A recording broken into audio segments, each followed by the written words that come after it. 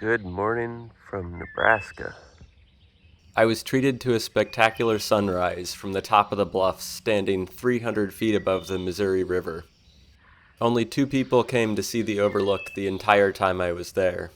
They let me know there was a very old oak tree in the park, and that it was very much worth seeing. So I enjoyed the sunrise, packed up my tent, and went off in search of this oak tree. This, I think, is Nebraska's oldest tree. If it was a sapling in 1644, then it is 379 years old today. I found it right before I gave up looking. This is downtown Ponca, Nebraska.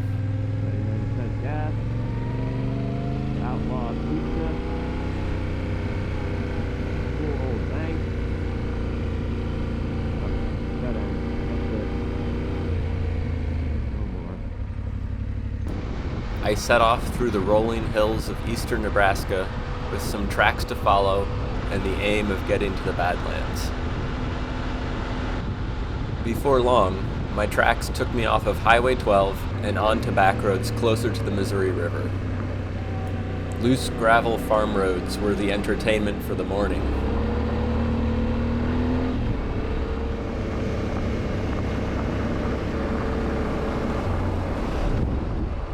And I accidentally switched the GoPro off instead of on upon seeing the minimal maintenance sign. Don't! This boomtown of 87 residents has an enormous church and a teeny tiny gas station. Back on gravel roads, I travel past a large farming operation with large silos and a pretty big herd of cows.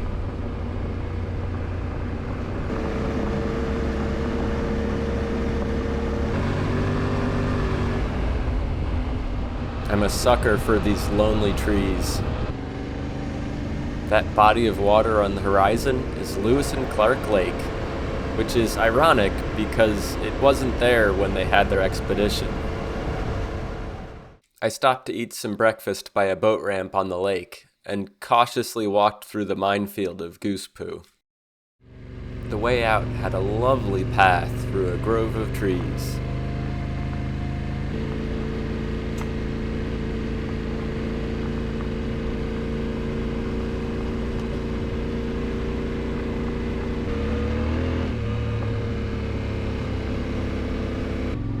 The beauty of the land along the Missouri River took me completely by surprise. This was my first time through Nebraska that wasn't spent on Route 80, and this region was an unexpected highlight of the trip.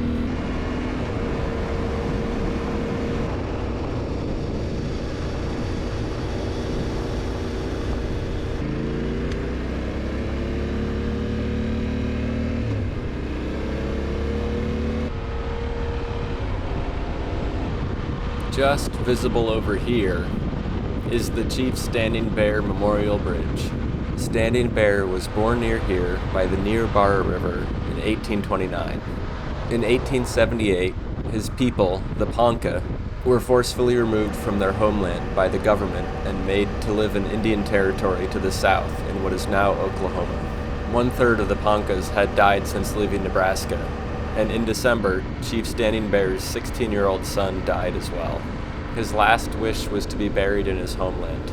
On the way home, he was arrested for leaving the Indian reservation and imprisoned at Fort Omaha. This brought about the landmark case of Standing Bear versus Crook, which recognized that an Indian is a person under the law and entitled to its rights and protection. Because of this, he and 170 other Ponca were able to resettle in their old home of Nerebara. Black Hills, here we come. Welcome to South Dakota, the state whose entire identity is wrapped up in a large carving of some dead guys. I mistakenly routed myself onto a dead-end road that actually didn't go through. I know, I can't believe it either. Just after the town of Bonesteel, South Dakota. Bonesteel. What a gnarly name for a town. Anyway, after Bonesteel, I found myself back in the beautiful undulating prairie that hugs the banks of the Missouri River. What a lovely spot to be a cow.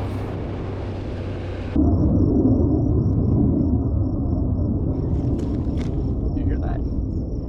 Sounds like fighter jets to me. I can't see a thing.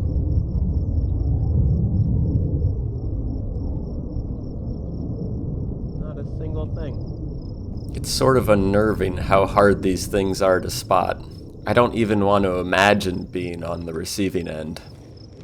What beautiful hills here. These rolling hills along the Missouri River are such a treat. I didn't have any expectations of the area and had so much fun on the dirt roads winding their way through the lumpy landscape.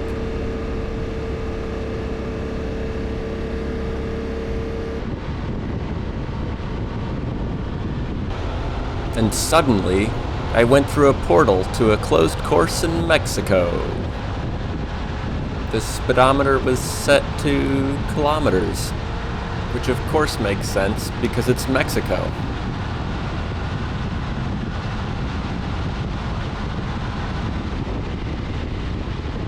I'm pretty sure the rear wheel was spinning the whole time.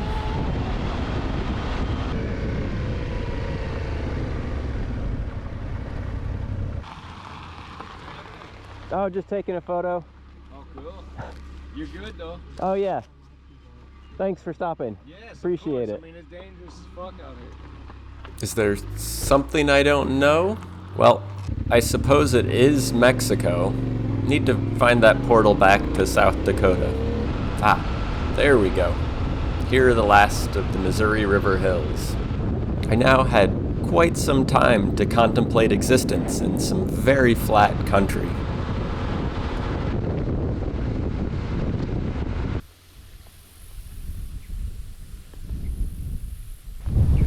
I stopped for lunch next to the only tree I could find. And maybe there's another one on the horizon.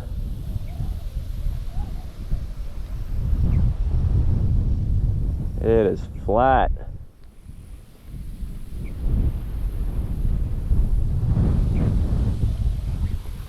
Here's my first view of some Badlands features along Highway 44. And it's flat again.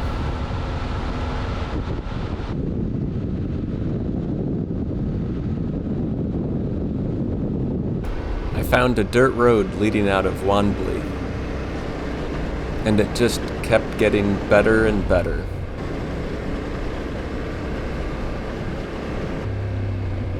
Not too sure I'd want to be on here if it was raining, though.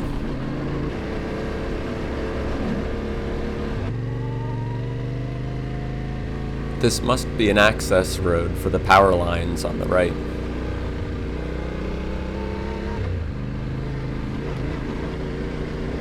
I'm very close to the Badlands now.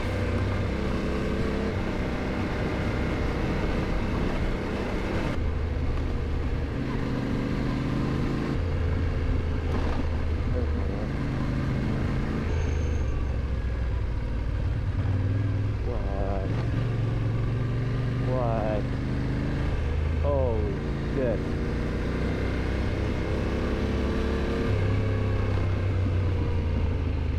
I vaguely remember the Badlands from a childhood trip, but being on a lonely dirt road descending into the rock formations was really special.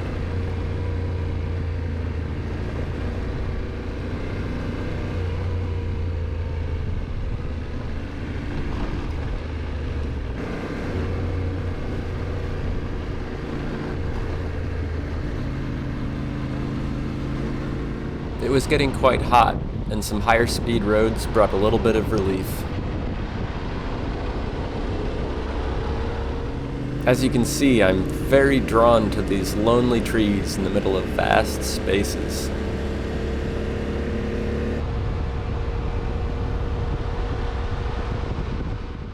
I stopped for fuel and beer at Cowboy Corner and Interior. I am 5 years old. From interior, there is a nice little dirt road that leads into the park. The Badlands name comes from the Lakota word for this area, Makosika, which translates to Badlands, and refers to the extreme temperatures and lack of water in this area. The clouds and light sprinkling rain were much appreciated on this hot July day. As I mentioned earlier, I was here 20 years ago as a teenager, and as you can see, I was really cool. While I remember the rock formations, I don't have a good recollection of the vast scale of the area. It was good to see the Badlands with a new perspective. The one thing I do vividly remember was climbing up a sketchy ladder to get back to the car, but I don't have the foggiest idea where in the park that was. I stopped at the White River Valley overlook to get a look at the endless sea of eroded rock.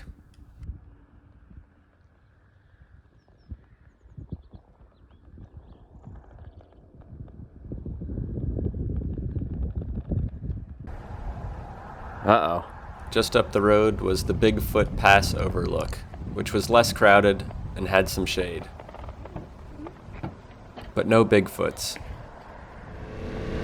So, all these layers of rock you see were deposited between 75 and 28 million years ago, from inland sea, wetlands, savanna, and finally volcanic ash. About 500,000 years ago, the Cheyenne and White Rivers began to erode these soft rocks, and it is estimated that the Badlands will be completely eroded in another 500,000 years. So let's enjoy it while it's still here.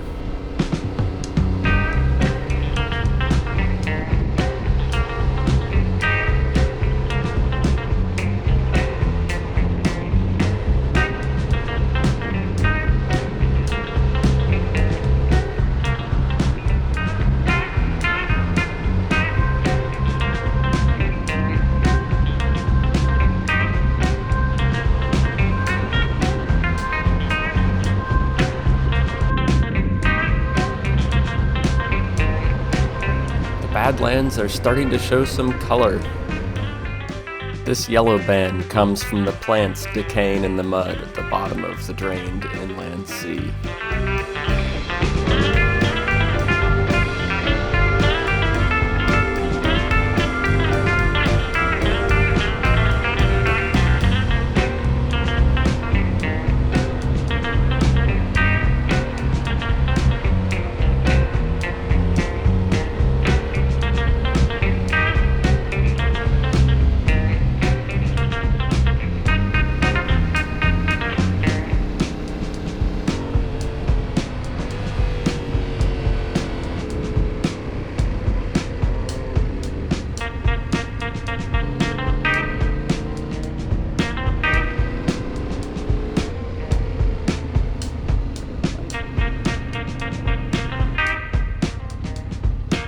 Remember, kids, always practice your U-turns, even on vacation.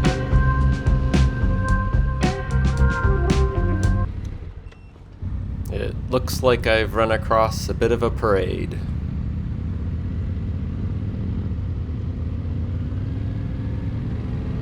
Instead of continuing along the pavement to the town of Wall, home of the famous wall drug, I turned onto the Sage Creek Rim Road.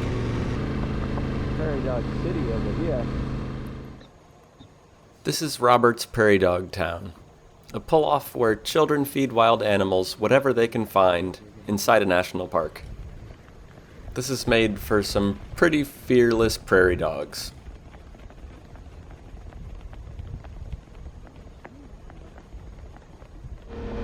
I headed for Sage Creek Campground. There's no fee, but there's no running water, and the sites are a little bit close to each other.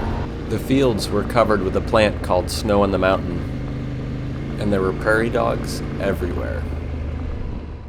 I set up my tent and found some shade to drink my beer. It was still pretty hot in the sun, and these guys had the right idea. I met Bob and Peggy from Arkansas who were van camping and riding bicycles. They invited me to sit in the shade of their van and join them for dinner. Bob previously had a Tenere 700 and rode the Continental Divide Trail with it. After dinner, I hiked up the nearby bluff to get a view of the sunset. I rode 395 miles today and will head for the Black Hills tomorrow. It turned out to be such a lovely day of riding. I was rudely woken by some thunderstorms early in the morning. I very nearly didn't put the rainfly on, but was really glad I did. If you're still here, thanks for coming along. And stay tuned for the next episode in the Black Hills.